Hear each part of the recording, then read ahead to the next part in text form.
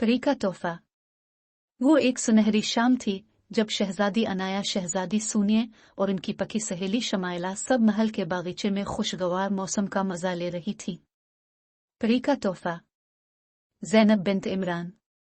वो एक सुनहरी शाम थी जब शहजादी अनाया, शहजादी सूनिए और उनकी पकी सहेली शमाइला सब महल के बागीचे में खुशगवार मौसम का मजा ले रही थी। शहजादी अनाया और सूनिए दोनों जुड़वां बहनें थीं। बचपन से ही इनकी दोस्ती एक अच्छे घराने की लड़की शमाइला से थी। ये तीनों एक दूसरे से बेहद प्यार करती और हमेशा साथ साथ रहती थी। इस शाम वो सब बागीचे में बैठी मुख्तलिफ मौज़ूआत पर बातें कर रही थी कि अचानक एक खूबसूरत परिंदा उनसे कुछ फासले पर आकर गिरा।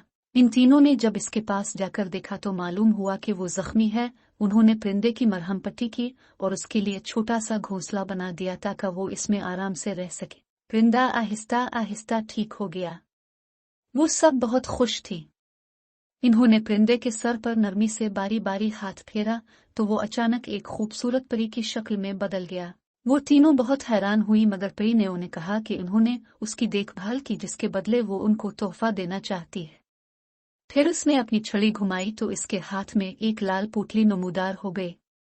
जब इसने इसे खोला तो इसमें से 3 खूबसूरत सी चमकती धमकती हीरे की अंगूठियां निकलें जो उसने उन तीनों में तकसीम कर दें और कहा कि जब कभी मदद की जरूरत हो तो अंगूठी को अपनी मुट्ठी में किस कर बंद कर लें तो वो फौराए वहां मदद के लिए हाजिर हो जाएगी। वो तीनों ये बात सुनकर थोड़ी हैरान हुई, मगर फिर उन्होंने सोचा कि इस तरह तो उसकी हर मुश्किल आसान हो जाएगी, तो उन्होंने परी का शुक्रिया अदा किया और महल में चली गई।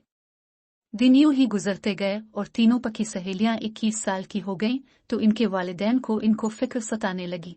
फिक्र क्यों ना होती, क्योंकि उनके मुल्क का रिवाज कुछ यूं था कि अगर किसी भी लड़की की उम्र 21 साल की उम्र तक शादी नहीं हुई तो इसे 1 साल तक मुल्क के सबसे पुराने जंगल में, जहां हर तरह का जानवर और हर तरह के कीड़े मकोड़े पाए जाते थे, छोड़ दिया जाता।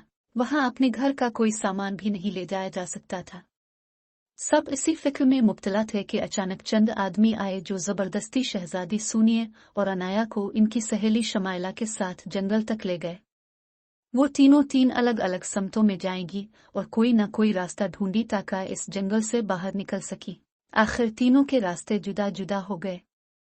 फिर 1 घंटा चलने के बाद शहजादी अनाया को शिद्दत से प्यास लगी। उसने सोचा कि अब मैं पानी कहाँ ढूंढूंगी। अचानक ही इससे याद आया कि वो तो जब चाहे परी को बुला सकती है, तो उसने फौराए अपनी अंगूठी आतार कर अपनी मुट्ठी में किसकर पकड़ी तो एक जोरदार झटका हुआ और परी वहां आ गई और उसने शहजादी अनाया से पूछा क्या काम है, तो अनाया ने इसे कुछ बताया।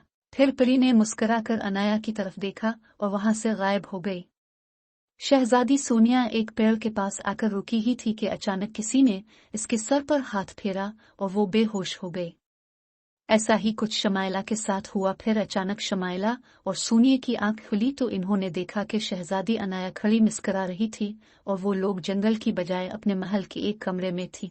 इन दोनों ने हैरत से अनाया की तरफ देखा तो उसने बताया कि उसने परी से कहा था कि वो इन दोनों को इसके पास लेकर आए और फिर उन्हें चुपके से महल के किसी कोने के कमरे में छोड़ दे जहां लोगों का गुजरना हो, और इन दोनों सोनिया और शमाइला को भी इस बात का इल्म ना हो, वरना वो डर जाएंगी, क्योंकि सोनिया और शमाइला जादू और परियों से डरती थी।